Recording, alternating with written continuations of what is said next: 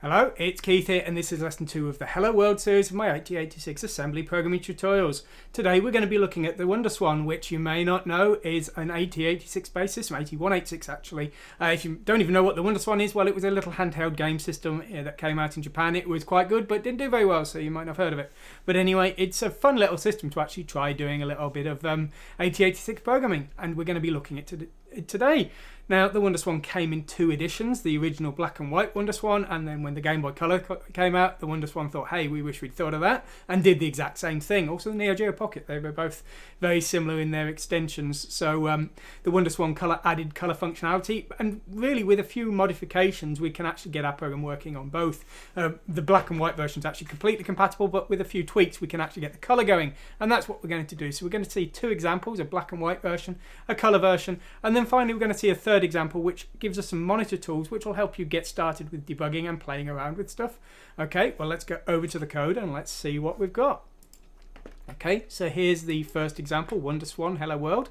So we'll run this on the black and white WonderSwan here.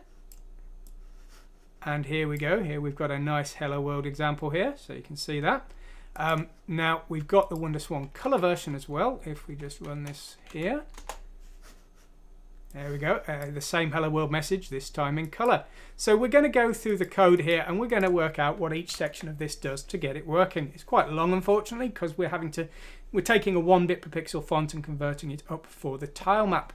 Okay, so let's go over it. Well, the first thing we've got here is we're defining a segment. We're defining a segment called mains. It's our one and only segment, and you can see it contains the entire program code, but that's what we need to do there.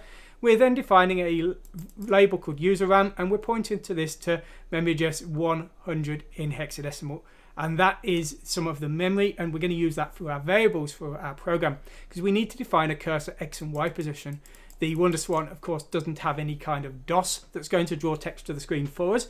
What we're going to do is we're going to use the tile map, and we're going to change characters of the tile map to show the letters that we want to represent. And so the X and Y is the last position that was changed, so that we can work out where the next character should go as we're printing each character of our Hello World message. Okay, so you can see the program start just here, but we're actually going to start and discuss right from the end with the program footer here. Here it is. Now this is the definition that's defining the cartridge, and we need to have this. You can see we're defining the segment here, the start of our program. We've got a few functions here that we just need to basically set up to make things work and to check some, which obviously is wrong, but the emulators don't care. But basically this has to be at position F0, and that is the initialization of our program there. So that's got to be there for our program to work. Now when our program starts here, you can see we are turning interrupts off here. And then what we're doing is we are loading the stack segment with the address 0 here and loading the stack pointer at hexadecimal 8000, and that's so we've got a valid stack. Then what we're doing here is we're turning off all the layers, and we've got to set up our graphics correctly. Now in this case we're working in bit planes. We're turning on the screen here, and then what we're going to do is we're going to start defining our font. Now our bitmap font is being included here.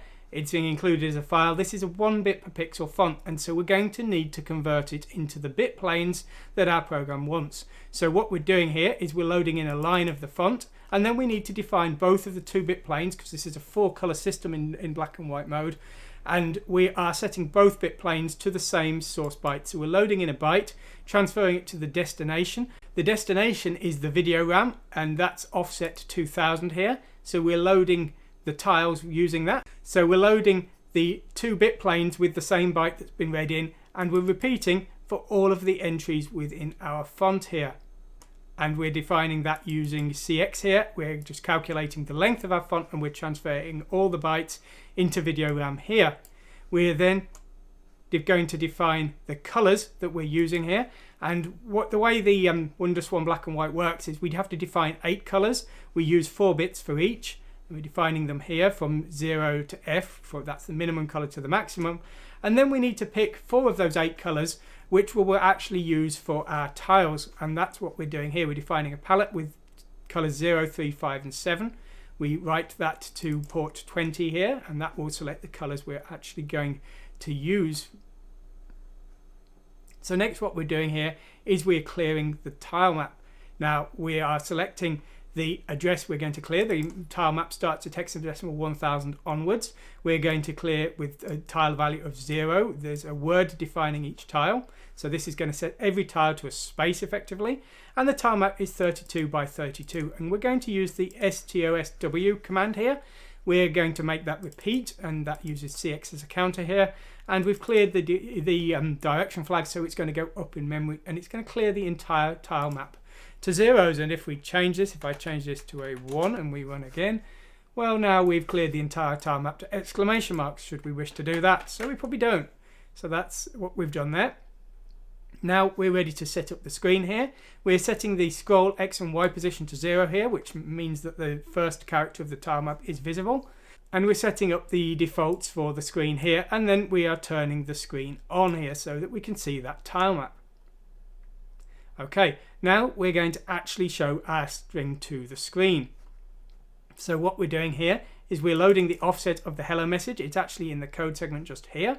So we're just loading that offset here, and then we're running this print string routine. And what that does is it loads consecutive bytes from that message from ESSI, that segment and offset there, and it's going to see if the characters are 255. This is a 255 terminated string. If not, we're going to run printchar, but if it is, we're going to return.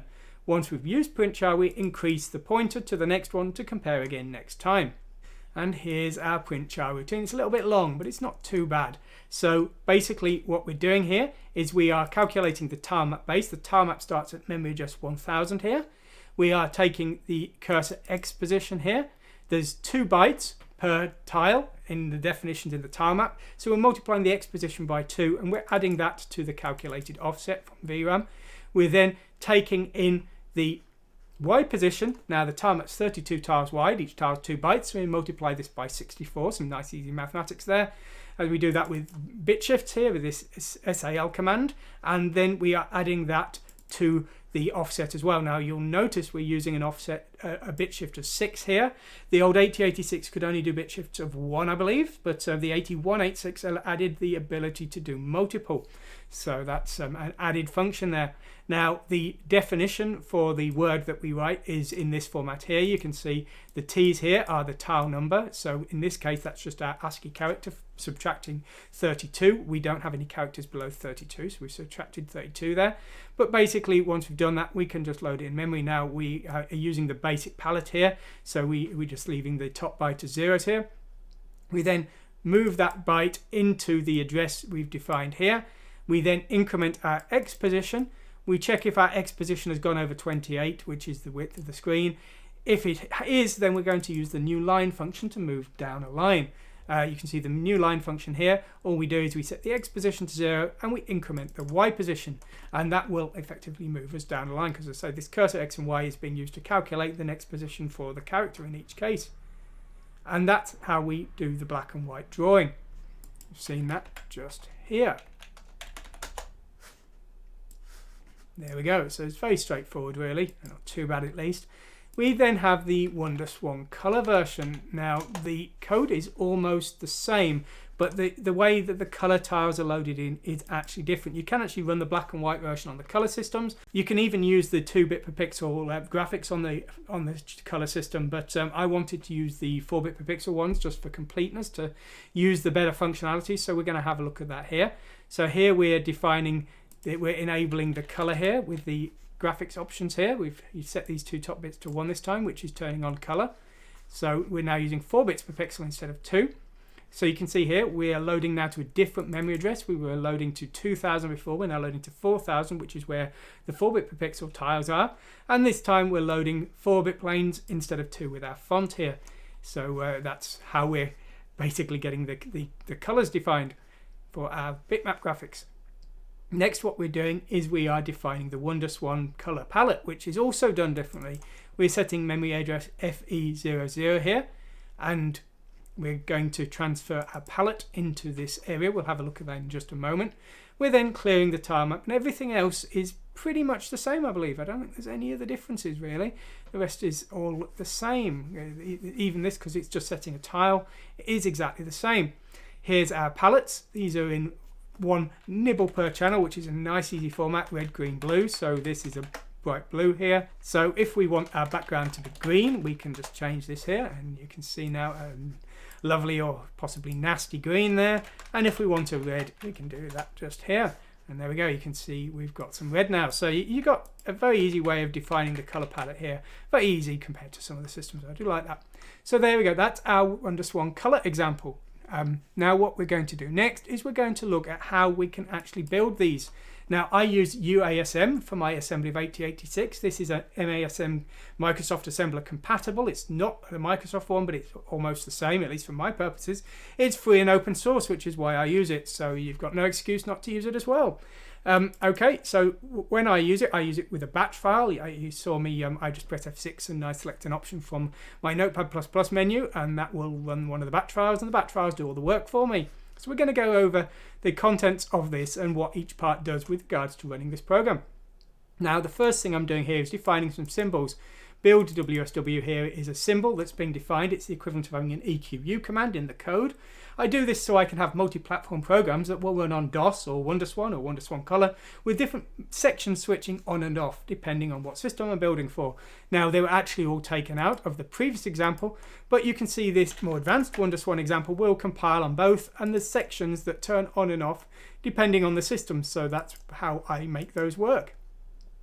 This -1 switch here looks very boring, but this enables the 186 functionality because, as I say, there's some commands that don't exist on the 8086. If I try and compile my WonderSwan example for DOS, well, it actually fails, and it says that the command on line 129 can't be used on this processor. 129 is that SAL command, which I said I didn't think would work. So obviously I have some vague idea what I'm talking about. So well done me.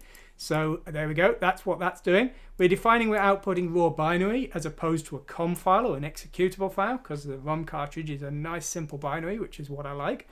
And we're also specifying to output a listing file. Now listing files are possibly something you're not going to have any use for as you're getting started.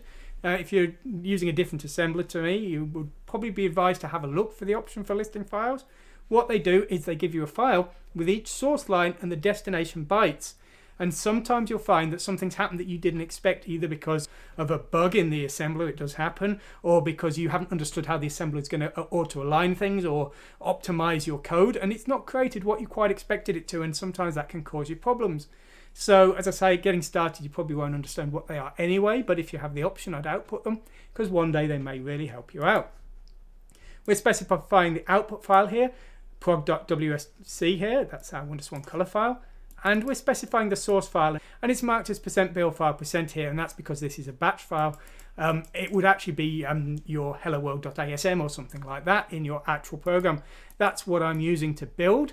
You can see I've got some error checking here, but assuming the program actually does build, I'm loading it with the OSWAN emulator, and we can just specify our cartridge on the command line, and that will fire it up. And it's exactly the same for the WonderSwan color and the WonderSwan black and white. The only difference, I believe, is that this WSW is a WSC, and that's all just to do with the way my assembly sources work with regards to the cross compatibility for compiling to different systems. So those are the examples. Now the last thing I want to show you as a little bonus is this version that's called the advanced version, and this includes some simple monitor tools. Now if you see here, what we've got is we've got some very simple tools to help us with our debugging. Now if we just skip over all of this to the sort of main code here, you'll see this do monitor function here, and what this does is it will show the contents of the registers to the screen. You can see them all just there.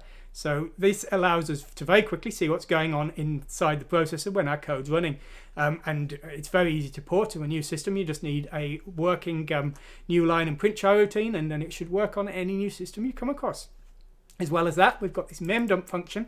This will dump a number of bytes from an address we specified to the screen. And again, if you're having trouble and your program's not working as it should, or you're doing testing on certain addressing modes and things, this really helps you out, because you can see a certain address here. We've done the print string one here, and it's actually come out as 0 bytes, which I think is because the segment is probably defined wrong.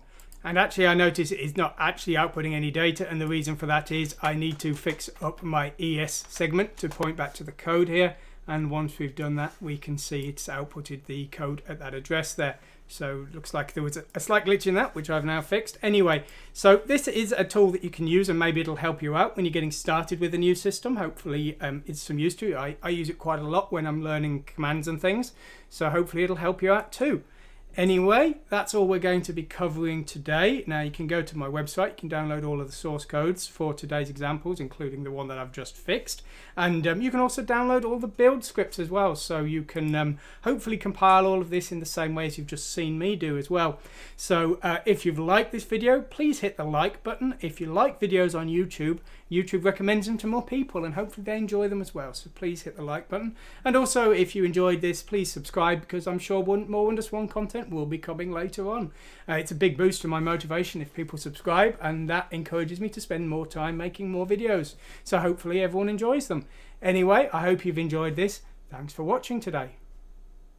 If you've enjoyed this video today, please consider supporting my content. It takes 20 to 30 hours a week to keep making these videos. It's basically all I do when I'm not doing my day job, and it's only through the support of my patrons and the other sponsors that I'm able to continue justify doing it, essentially. You can back me on Patreon. I post a weekly update with the latest work on the current projects I'm doing. You can see one here, and also the newest videos. There's a large backlog of videos that are currently only available to the patrons, although they will all be available to everyone later on. And also it's the backers who I ask when it comes to making decisions on how to change the content in the future, what new content to create and things like that. You can see there was recently a survey of the backers, so I can plan next year's content. As well as Patreon, you can now become a member of my channel on YouTube. There's a join button you should see just below this video. You can use that. YouTube backers get the same content as Patreon. I just post it through the YouTube interface instead of the Patreon one. It's the same content every week. Also, if you prefer, you can go to my Teespring store and you can get some Chibi Akuma's merchandise or some Learn ASM merchandise if you prefer, if that's how you would like to back me. Links for all three are in the description of this video below. Anyway, whatever you decide to do, I hope you've really enjoyed this video. Thanks for watching today, and goodbye.